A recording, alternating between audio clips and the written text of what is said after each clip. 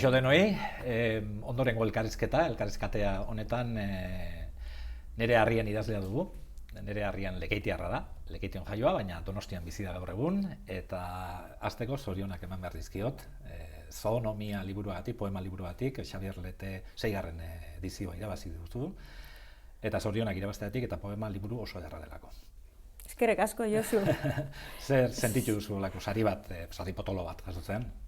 Bueno, lehenengo zuk hori esatea positzala, jarraitzen zaitxute aspalditik, astelen poetikoetan, eta bueno, artista itzala zara zeube, eta bai, holako sari batek, lehenengo sorpresa, gero posa, eta oin pizkate zelan eutzi, ez? Bai.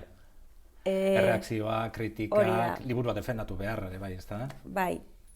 Badaukazu perrestatuta holan ekitaldiren bat, edo irakurketaren bat, uste dut egin zenuela bertan sariketa egunean? Bertan sariketa egunean egin genuen, errezitaldi bat, Garazi Navas eta Bisok, baina, bueno, ez daukat ezer esku artean liburu horri begira oraindik. Ez dakit, bueltaren bat edo mon beharkotzat, ez? Ondo, litzake lehen Teresa Astortzarekin noixe komentatzen genuen, ez da? Batzutan, idazten ditugu liburuak eta horri geratzen dira, eta ona litzatekela autoreak bere ahotsez liburua defendatzea, eta, bueno, holako sare bat sortzeko gauza polita izan litzatekela. Hori bakoitzak erabaki behartu zera.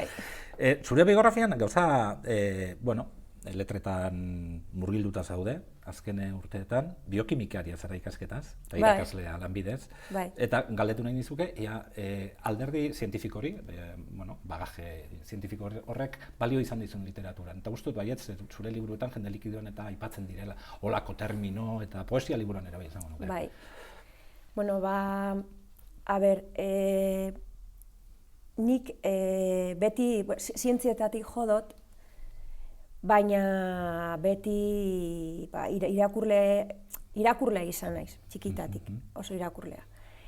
Eta gaur egun pixkat irakasle bezala edo, oin ez zentzian nabil, baina irakasle bezala edo lanean ibili naizenean ikusten dut hor muga handi bat, harresi bat zientzia eta letran artean.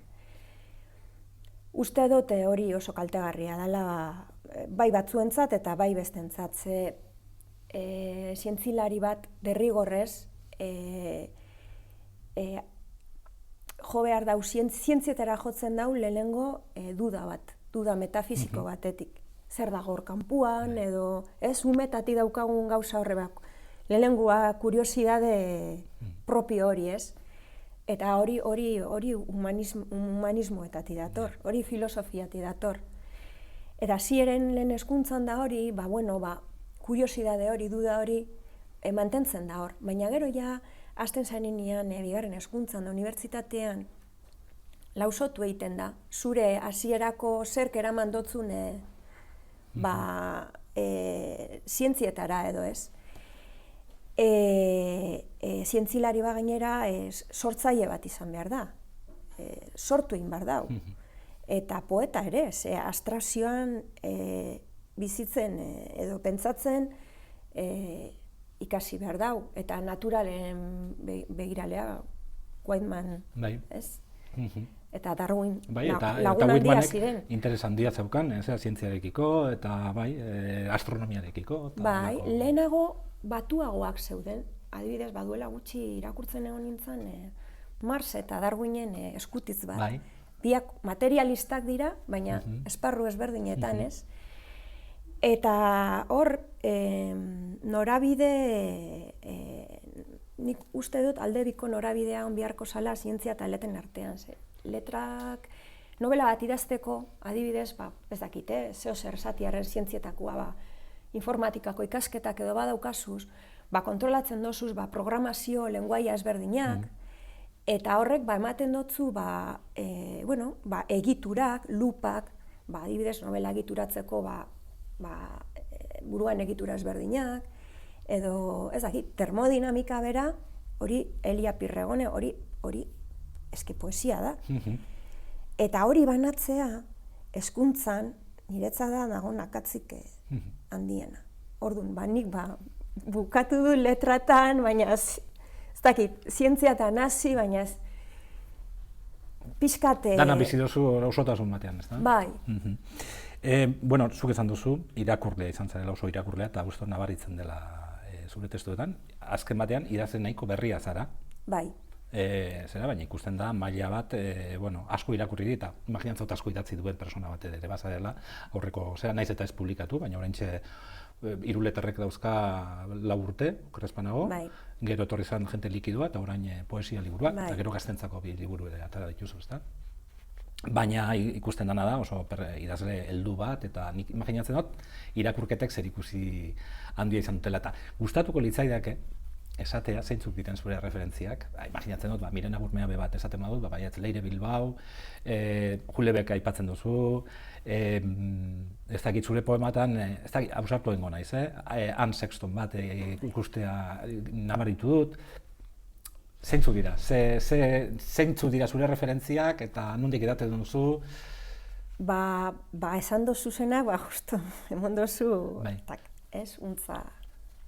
Ian Sexton, Silvia Plath, Bishop, Pizarnik, Miren Agurmeabe, Tere Bera, Leire, gero ez dakite, prosan oso saleanaz, Ipar-Amerikar autorena, Salter, Yates, ez dakit, autore frantzesetako intimitate hori ere asko gustatzen zait. Jokelbeken sorokeri hori, Arnauz, Phil Roth, iturri asko, edozer Margari Duraz, edozer... Eta uste duzu idazle izateko irakurle izan behar dela? Nik uste du baietz.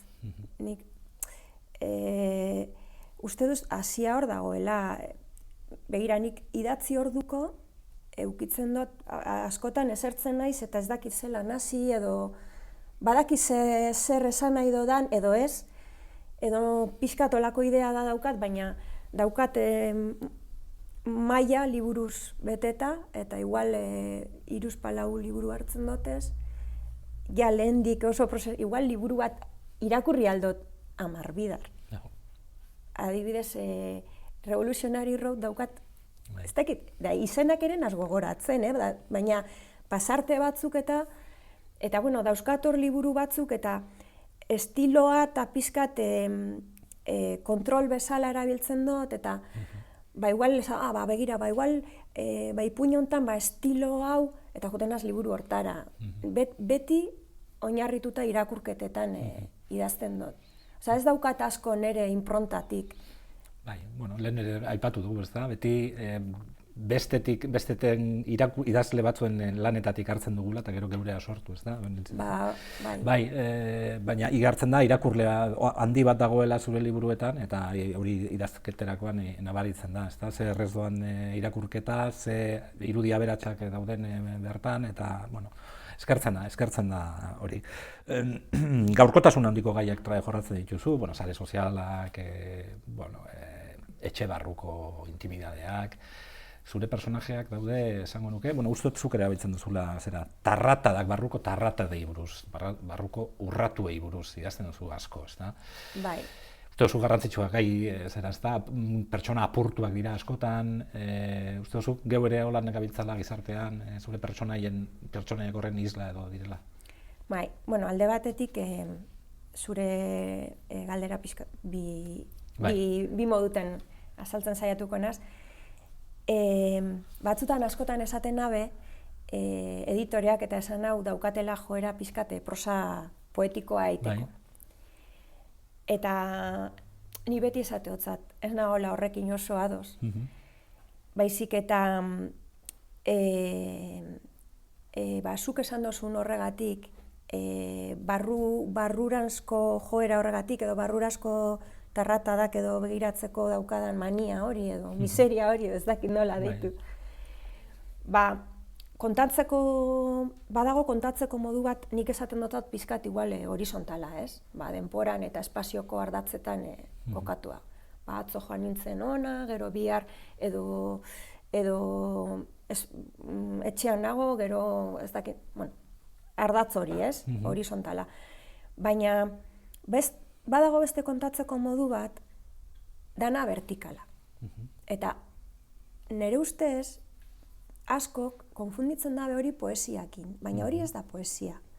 Hori da, zeu zagozen 0 puntu hortatik mugitu gabe kontatu nahi dozuna. Ez duzu nahi mugitu, ez atzo, ez bihar, baina zeo zer kontatu nahi dozu. Orduan, kontaketa hori da pizkat vertikala, ez? Silvia Platen hori hain vertikal, ez? Esaten zeban. Eta, baina hori ez da poesia. Beste kontatzeko modu bada, hori barruan daukasun gauza horiek ez dutelako nahi inora jun, ez ara, ez bihar, ez etzira, ez, da orduan nora doaz, goraka, eta hori da kontatzeko modu niretzat komodoena edo erosoena. Agian poesia da mundu honetako hitzak kale edo egiten dotzuenian, soiaz poesiera, ez berdina da. Eta, klaro, nik azken urteetan etxian lanean egon naiz. Eszentzia hartu neban, kontziliazioa laborategian lan egiten eban, gero, beti kontziliatzeko gogo batekin edo ez, edo behar batekin. Gero irakasle bezala hasi nintzen, baina eske enuen lortu. Eta enuen lortu uztartzea matasuna eta lana. Eta esan eban, onarte. Eta egun batetik bestera ikusi nintzen, neri ez ninduten gauza batean. Neri ezin ninduten, nire amak eta amumak eta egiten ez zuten hori egiteko. Orduan ez nekien ez hori egiten, beraiek egiten zutena, baina ez da, ikusi nintzen ez da ni ezin ninduten beste horretan ere ez nintzela gai. Orduan, 4 horman inguruan bizi izan naiz, urte hauetan. Eta agian, esaten dozun hori horti dator. Nerea Arrien Elordik biokimika ikasi zuen unibertsitatean. Datu biografiko hau ez da alferrikakoa, bere lanean nabaria baita baduela ezagutza zientifikoa. Era berean ez da alferrikakoa lekeiteokoa dela esatea, bere ipuin, narrazio eta poemak itsasoaren kresalaz buztita bai daude. Berak idatzia da, kostaldeko aldartea uraren zikloak definitzen du. Eta piano ikasketak ere baditu. Hortik ote datorkie musikalitatea bere idazlanei. Ipuinak, gaztetxo eta gazteentzako nobelak, ipuin bildumak eta poesia liburu bat ere argitaratu ditu. Eta hainbat sarira hasi ditu. San Jordi kontakizun laburren saria bitan ipui banarengatik, Lizardi saria pentsatzeko txokoa liburuarengatik, Gabriel Aresti sariaren Akzezita, Matrioska ipuinarengatik, Falorillos de papel saria Atrapa eguna liburuarengatik, Julene Azpeitia 32. ipuin lehiaketaren lehenengo saria Kaxarranka ipuinarengatik, eta oraingoz azkena, Xavier Leteren 6. poesia saria Zoonomia poema bildumarekin. Hauxe esan zuen epaimahaiak zoonomiari buruz. Atseginez, divertimentuz eta plazerez irakurtzen den poema liburua da. Tematikaren garapenak dinamika erakargarria duelako eta estiloak naturaltasun eta edertasun minimalista. Gaiari dagokionez, emazte ama gaztearen hausnarketa ezberdinei ematen die bide, tartean kontziliazioa eta etxeko lanen partekatzearen auziari besteak beste. 6 ataleko egituran zehar, maitasunaren eta desioaren, gizon eta emakumeen erretureekin batera, familiaren eta aurraztearen naiz eguneroko bizitzaren auziak jorratzen ditu ingenio, ironia eta umore finez, baina baita sakontasunez ere. Liburuan, oinazea, ukitu tragikoa eta benetakotasuna nabariak direnez. Poetak bere barneko emozioen adierazpide bilakatzen ditu animaliak, bestiario pertsonal bat osatzeraino, tradizioaren, zientziaren, esperientzia kulturalaren eta hausnarketa pertsonalaren emaitza bihurtuz. Horren aurretik argitaratutako Jende likidoa ipuin liburuan ere, emozioak eta pertsonen arteko harremanak disekzionatzen ditu egileak, begirada eta ahots propioarekin. Zain geratuko gara ea Arrienen itsasoak zer dakarkigun hurrengo latuan.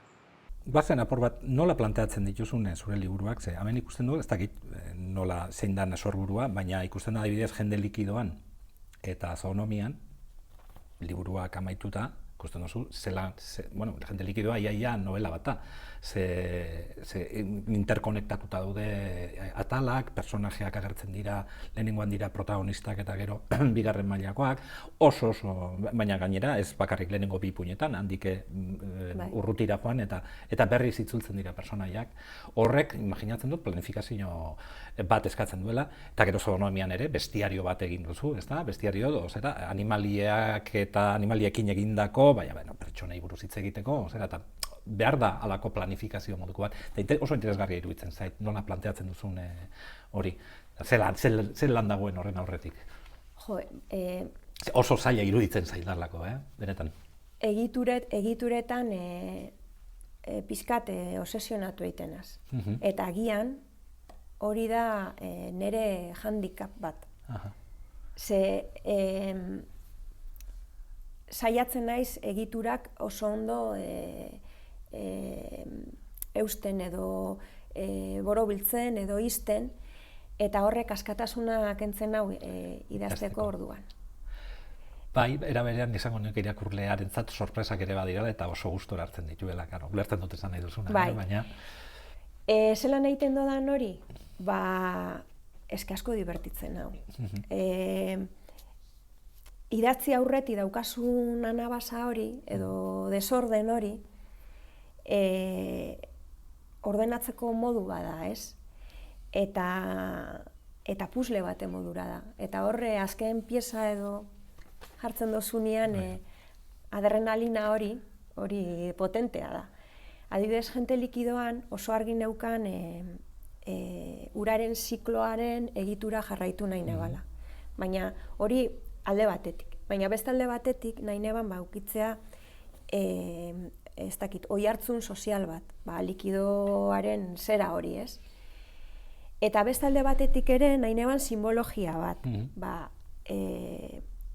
objektu likidoak, iztilan, zaratak, malkoak, pizkat prosaikoak, ez? Pizkat epika horretatik urrunduz, itsasoa eta hortik. Eta beste alde batetik pertsonaiak, ere likidoak izan behar ziren. Marinelak, baina pizka postmodernoak, ez? Orduan, hori lotu behar neban, eta klaro, ipuin bat egiten dozunean osotasuna oraindik ez dozu ikusten. Baina ja 4 edo 5 dauzkasunean, ez da argitzen panorama. Bai, eta beti brodaua atzeko aldeti begiratzen. Aurreti barik, politagoa da atzeko aldetik. Eta hori, zikinkeri hortan gustatzen da, basatza hortan ez dakit. Eta zoonomian adibidez, hor neukan kontzeptua bebai, Darwinen osabarena, horrek egin zeban Darwin baino lehenago, liburu bat zoonomia deitzen zana, materia organikoaren legeak biltze bana. Eta ni neure burua etxeko andre modura ikusten eban, nitzela materia organikoan erregina, ez? Beti alfombrazpian karameluak, komuna garbitzen guantiakin, beti kakatzan, eta hori sartu nahi neban. Eta gero bebai, izendapenak. Hor badago irunda enara, edo lupus otzoa, ez? Hor biologoek izendapenak egiten dituzte lehenengo generoa eta gero espesia. Eta hor badago, alegin bat apurtzeko hori, zientziako pixu hori apurtzeko, eta letra sartzeko, orduanek izendapen binomial hori apurtu. Eta, egitura txikitxoak dira, beti ere etxeko 4 horma horien barruan, eta beti ere saiatuz poemak ezberdinak izaten, ze pentsazu, etxeko laburmen barruan, zelako biribilean agarien sartu, poema antzekua badira, batzu deskriptiboak edo beste batzuk simbolikoak, beste batzuk irudiz eginak. Uste dut hori oso ondo lortuta dagoela, planifikazioaren arabera eta animalien zoonomia hori eginez eta gero, baina barruko bizitza hori hainbat angulotatik adierazita, nik uste dut hori zoragarria da. Eta ez bakarrik hori, hau da, erabiltzen duzun hizkuntza, kadentzia eta barrak oso barrura sartzekoak dira. Kostaldekoa zara, Lekeitiarra, Donostian bizi zara. Nik ez dakit zer gertatzen zaizuen zuei kostaldekoei, baina oso indar handia da itsasoa zuentzat. Esaten duzu, daukate zera, apuntatuta. Harreman hormonalarena. Ez dakit, galdu dute, baina, bai, urarekin daukazuen harremana buruz, ezta? Itsasoa beti dago presente, eta gero likidotasun hori erabiltzen duzu pertsonaien izaerak eta azaltzeko, ezta? Zer da hor? Ni lurrekoa naiz, ni baserritarren semea naiz, eta... Neue, bai, pizkat. Baina Lekeitiarra zara. Beitu, galdetzen abenian itsasoari buruz, nik argi daukatela harreman hormonala, ez dakinik zer da honor jodoa edo zer, baina behar bada.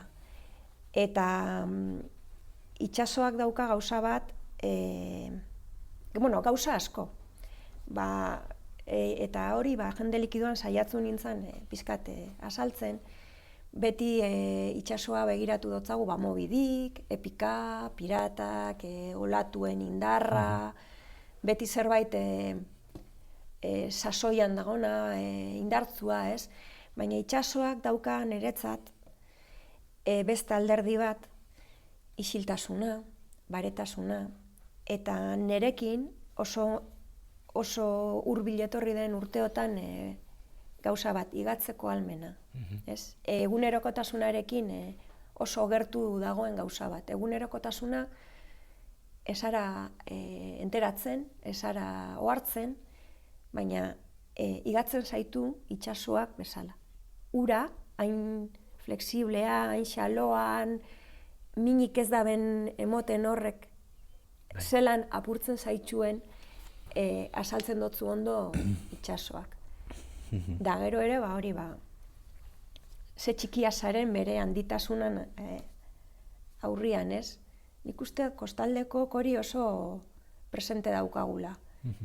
Eta hiriarekin harremana? Hor badago ipuinen baten sarreratxo batean kondentsazioa uste dut daukala zera. Hiriarekin beste harreman Donostiak badauka itsasoa, baina hiria ere bada, ezta? Nola bizi duzu hori? Hiria da, igual, pizkat kontrako hori, ez? Lehen aipatu duguna, ez? Itsasoa da hori horizontala eta hiria da arkitektura eta vertikala, ez? Goruntz begiratzera obligatze zaitxu edo behartze zaitxu, ez? Eta harria, eta ez dakit, eta jendea, eta hiria da, pizkat mugimendua, ez? Kontrapixu hori, berun hori, niri hiriak hori emoten hau. Eta egia esan, asko gustatzen jat, hiria begiratzea eta deskribatzea, eta bai egia da, jende likidoan hiria asko agertzen da. Eta harriak, eta eraikinak. Hainbat elementu hartzen dira. Gizonak eta emakumeak, euren arteko sexua asko agertzen da zure ipuinetan, baita poematan ere. Beti konflikto bat, erruduntasunaren kontzeptua, ez da erraza, gizon emakumeen, eta emakume eta emakume arteko, edo gizon eta gizonen arteko harremana. Ez da tira sekula errazak, beti dago oztopo bat. Bai, hortik abiatuta pertsonaiak, ez? Azkenean zuk egiten dozunean novela bat, edo zein darra daukaten pertsonaiak. Eta abia puntua, nik tira egiten dut beti, konfliktua, edo emozioa, edo ez naiz oso kontziente izaten, igual zelan eraiki edo zelan hori lotu, baina bai, jotzen dut beti, igual gai berdinetara edo bai, ez dakite... Gai edo tonu edo zera bai, gai zera baina. Horre Munrouren influentzia horrek nik uste bai ez bada bezala, ez? Nere Harrenen ibilbide literarioari buruz gauz asko esan genezake, nik bat aipatuko dut. Berak lantzen dituen gaiei, bere garkotasunatik aparte, halako testura poetiko batean ezartzen die.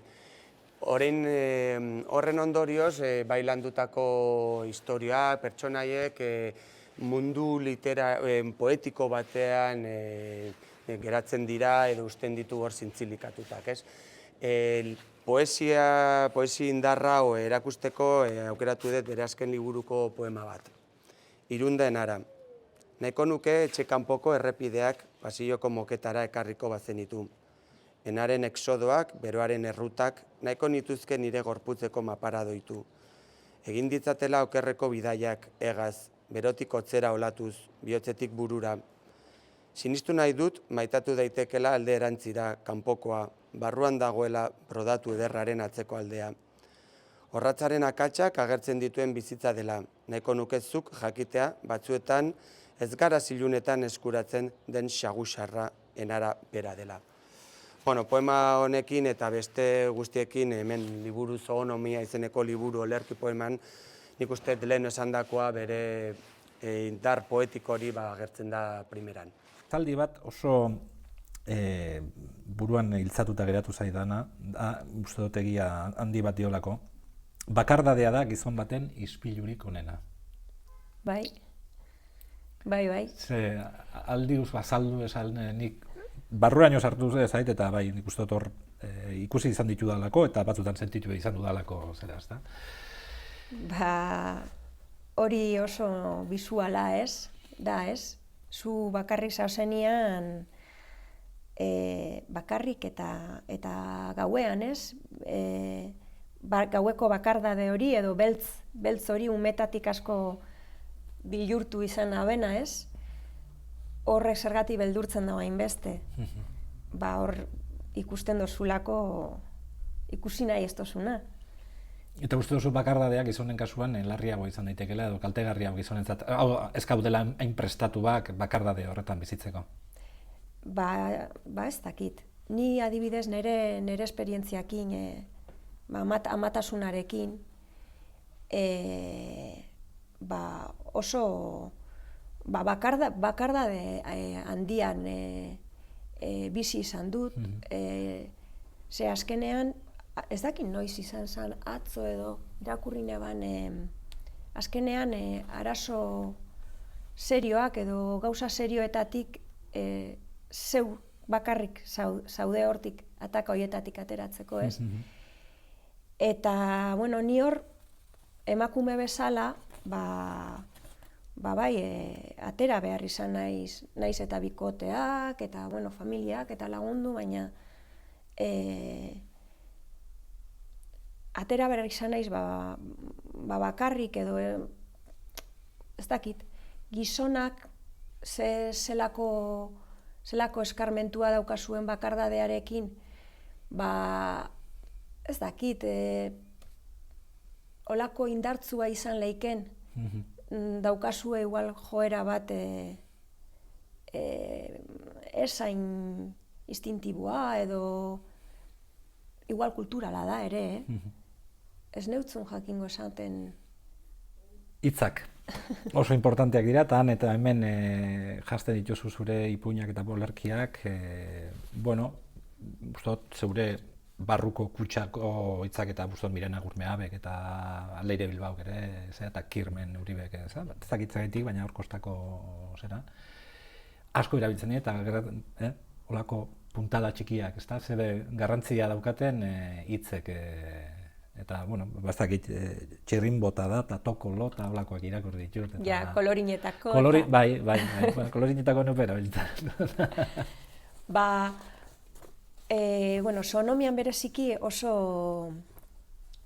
oso espeziala, liburu espeziala zen horretarako, Zoonomia.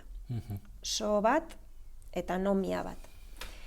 Eske, klaro, lehen aipatu dutzu Darwinen hori, baina eske beste zentzu batekin ere egina badago.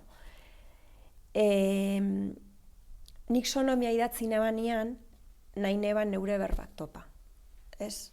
Bueno, errepetitzen nago, baina etxean, lagun horman artean, hor badago Polosterren ipuin bat, mutiko bat sartzen dabe ez dakizena berbetan, txikitsua, gela baten, da nahi da beztopa jangoikuaren berba zeintzu diran, edo berba originalak.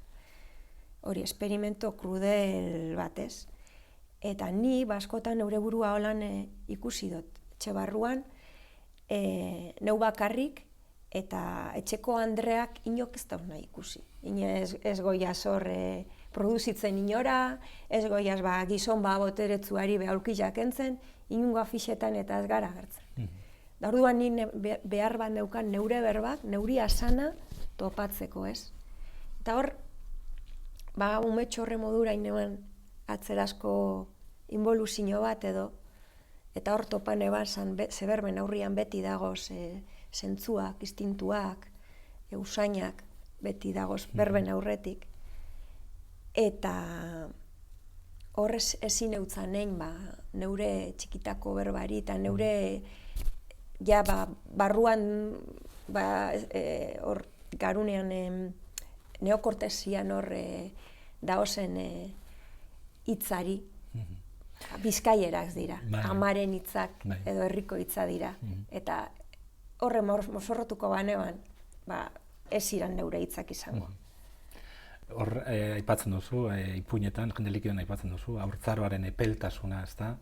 Jentea likidori tarratadaz beteta, urratuz beteta dago, eta noiz hemen gogoratzen narratzaileak edo danadokoak,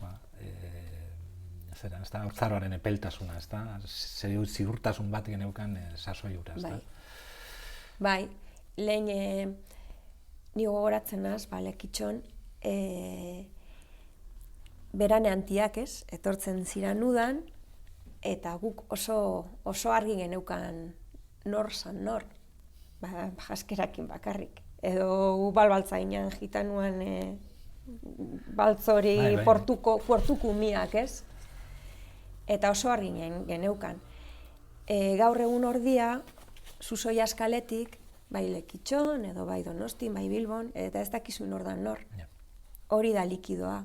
Ez? Identidade anistasun hori, identidadea zeo zelan be erosi leike, izan alzara ama, langilea, laguna, alaba, dana batera, baina hori farsa bat azkanian, ez? Hori da trampa bat, ez? Da kontsumoko identidade bat.